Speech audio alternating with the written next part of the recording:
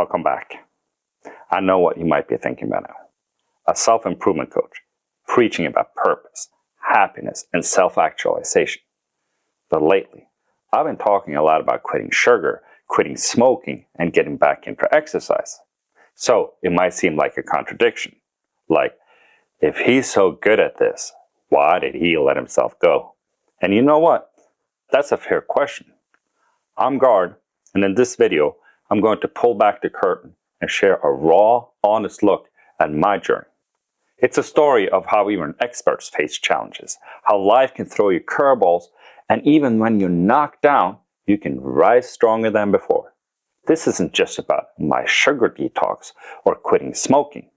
It's about reclaiming my power, rediscovering my purpose, and becoming a better version of myself. And you can do the same. Let's be clear. I don't preach anything I haven't lived. I've always been a practitioner of self-improvement, and I will continue to be so to the end of my days. There was a time, not too long ago, when I had it dialed all in. I ran marathons, I ate clean, I slept soundly, and I dedicated myself to my purpose. I was living and breathing the principles I share with you every single day. My life was focused on growth, on pursuing my dreams, on uncovering happiness, and on becoming the best version of myself. I was living proof that my methods work. But then, life happened. Bang! Everything changed. Career shifts, a drawn-out divorce, finding love amidst chaos, and then COVID. It was like a perfect storm. Suddenly, my focus shifted from self-actualization to survival mode. My priority became protecting my family, securing our future, and ensuring my children, my mother, and others that I care for, others that were dependent on me, that they were safe.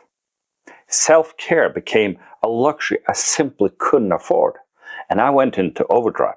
I became the super mother, the super father, the therapist, crisis manager, all rolled into one. I was running on adrenaline and willpower alone, and let's be honest, a lot of sugar, caffeine, and cigarettes. I was working around the clock, barely sleeping, sometimes going 2, even 3 days without laying down to sleep. And when I did crash, it was on the couch, Netflix playing in the background. My business, a passion project, had to be sacrificed. I didn't even have time or the energy to sell it properly, resulting in a significant loss.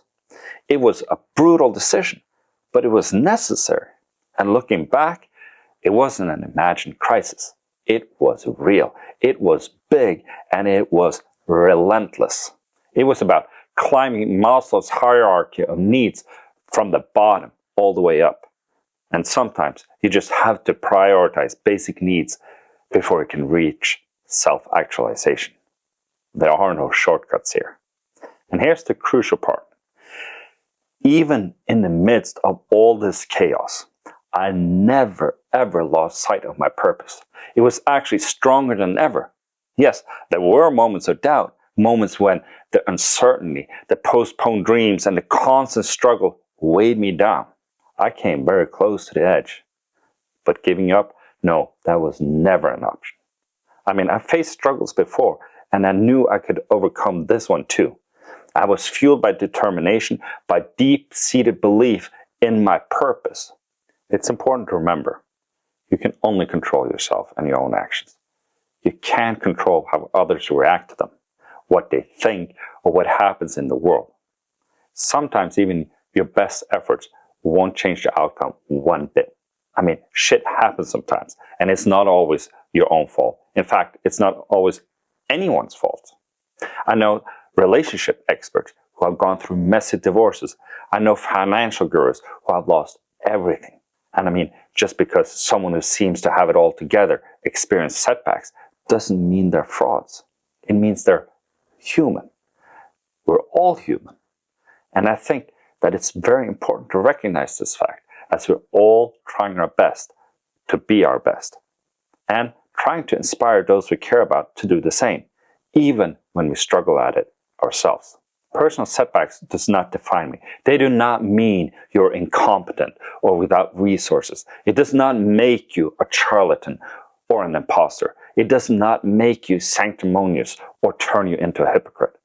It's just you trying to be your best right where you are in your life right now. So if you're in a slump and you have such thoughts about yourself, shake them off. Remind yourself of your value. Look forward and just go for it. Now let's get back to the script. So what happened? I got used to the quick fixes, the snacks, the sugar, the TV. It was very comfortable. It was easy. But as the dust settled in my life, I realized I was losing control. I was neglecting myself, and that wasn't sustainable. And that's when I decided to take my power back. Piece by piece, I started rebuilding. I focused on self-actualization again, on making positive changes. And the results have been incredible. This sugar detox, this push to quit smoking, it's not just about physical health. It's about me reclaiming my discipline, my willpower, my courage. It's about proving to myself that I can overcome challenges still, that I can become a better version of myself. The final straw for me came a cold, rainy night. I had a craving for candy, but I was all out. All I had left was dark chocolate, some dried fruit, and some fresh fruit. And that simply didn't cut it for me. I had to have the good stuff. So what did I do? Well, I walked 2 miles in the rain to get my fix. And walking out of the store, bag of candy in hand, it hit me. What the heck am I doing? This wasn't about pleasure. It was about control. I was a slave to these cravings. And that's when I knew I had to make a change. Not to eliminate the sugar forever, but to regain control over the sugar. And that's what this 30-day detox is about. It's about forming new habits, breaking old patterns, and taking back my power. I contemplated buying a month's worth of sugary scents to show you for dramatic effect, but I just couldn't bring myself to be so wasteful. So we'll just have to leave it up to your imagination to fill in the gaps. Anyhow, a rough estimate on a typical day, I would have a few of these throughout the day. Some juice for lunch and breakfast, maybe some cake or cookies at work, maybe a small candy bar on my way home from the store, occasionally some dessert after dinner maybe, and probably half of one of these and half of one of these while binging selling videos on YouTube. A very conservative estimate would be about 150 grams of sugar every single day, or about this much. And that would amount to close to 5 kilograms or 10-ish pounds a month, or 5 of these. So I guess I didn't exactly deny myself. Well, that was about to change. I had to quit anything sweet for 30 days straight, cold turkey. Nothing that tasted sweet was allowed. No candy, no desserts or cookies, no sugary drinks or fruit juices, no fresh fruit or berries even. Not even artificial sweeteners would be allowed. Nothing that tasted sweet. The first few days were tough, especially day 3 and 4. I had to pull out all my sleep hacks to manage the withdrawal symptoms. But I made it through. Actually, when I made it all about being in charge over my own mind and body, more so than calories and kilograms, it's been surprisingly easy. And the results? They've been amazing. I lost close to 4 kilograms in 4 weeks, or 8 pounds if you will, making no other dietary changes but quitting this stuff.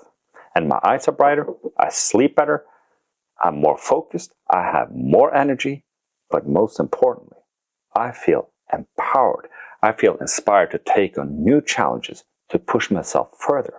You see, this is about cultivating self-discipline, prudence, willpower, and courage, or the 4 cardinal values, if you will. It's about becoming the best version of myself. What I've just been talking about is just a prelude to the truly important lessons that come next. Now here's where the real work begins. The 30-day detox. That was just the first step. It was about clearing the slate, about breaking the physical and mental hold the sugar had on me. But detoxing is not the same as creating a lasting habit. We know that it takes around 66 days for a new habit to truly solidify. And that's where I'm heading now. I'm in the crucial phase of manifesting the eradication of this sugar habit. Simply stopping isn't enough. I need to ensure it doesn't creep back in. So the first 30 days, they were about awareness, about understanding the triggers and cravings. Now it's about intentional habit formation. In the void left by sugar, new habits will naturally start to form all on their own. But I'm not leaving it to chance. I'm being deliberate about what I want to replace those old patterns with. So I'm extending this journey for another 36 days, bringing me to that 66-day mark. This phase is less about just avoiding sugar and more about actively building new healthy routines and rules to abide by. I'm focusing on specific situations and triggers where I used to reach for sugar, and I'm planning out alternative behaviors. Not only that, I have spent time analyzing my patterns, seeing that it's not only sugar that I resort to, but quick and dirty solutions to all sorts of cravings. So this means I will need to expand into new areas in the days ahead. This requires insight and understanding. It's not just about willpower. It's about creating sustainable change. And that's why this journey will extend beyond these 36 days here. It's a continuous process of refinement and growth. And just like with quitting sugar, I'm also on a journey to quitting smoking. I've been smoke-free 4 months to the day, actually.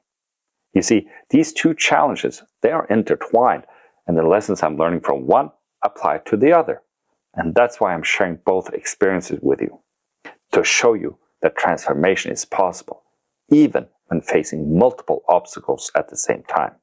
So if you're interested in witnessing this journey of habit formation, of reclaiming power and building a better life, you should subscribe to this channel. There's wisdom and learning in every single step, and I'm committed to sharing it all with you. This journey isn't just mine, it's yours too. We all face challenges. We all have moments of doubt, but we also have the power to overcome them.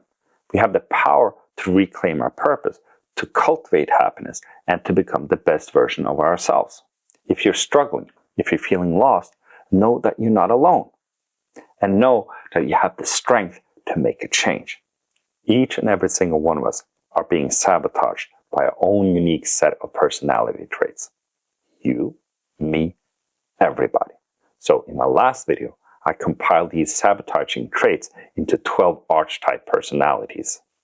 Knowing which archetype is yours and how you came to become that archetype and learning how to change at your core will massively improve your success rate in any form of self-improvement. So I suggest you watch it. I think you will be really surprised at what you will learn about yourself. But anyhow, if you want to change who you are, start small. Focus on one step at a time and never lose sight of your purpose. I'll be sharing more about my journey and the tools I use on this channel. So subscribe, hit the notification bell, and let's embark on this journey together. And if you're struggling with sleep, or you want to sleep your way to success, check out my sleep series as well. The links are below. Remember, you have the power to create the life you want. You have the power to become the best version of yourself. So until next time, make it good.